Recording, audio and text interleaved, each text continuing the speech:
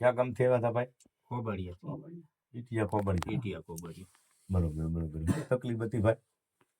મગજ ને તકલીફ હતી ને આમ કઈ કામ ન કરે, ઘરે બેહી રે, હુઈ રહેતા આવડા કોઈ બે? રે. આ તમારા ઘરના છે? હા. બરોબર. પછી અહીંયા આવ્યા એટલે મારા માતાજી શું કીધું તું કે રેડી થઈ જાય? રેડી થઈ જાય એમ દીવા કરો 3 દીમાં રેડી થઈ જાય. 3 દીમાં રેડી થઈ જાય, તમે કઈ સિંચન નહીં કરતા એવું મારા માતાજી કીધું. હા. તો તમને કેમ લાગ્યું 3 દીમાં શું કરે આવડે? 3 દિવસમાં રેડી કપા વીણે આખો દી. હે બેન, તમે કપા વીણવા ગયા હતા? આમ હાવ રેડી થઈ ગયું તમને? આખો દી કપા વીણો? તો સારું જ કહેવાય ને બેન. તો તમે તમારું કામ સારું કહેવાય બેન.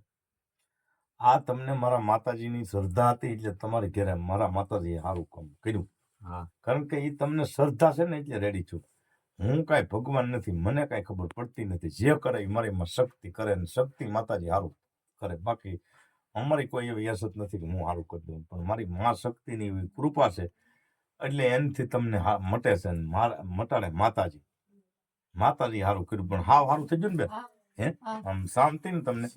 અને આખો દી કપાવીને તો સારું કહેવાય બેન. લ્યો તો માતાજીનું પગે લાગવું અને આનંદ કરવાનો, કામ કરીને ખાઈ પીને આનંદ કરો. જય શક્તિ માતા. જય શક્તિ.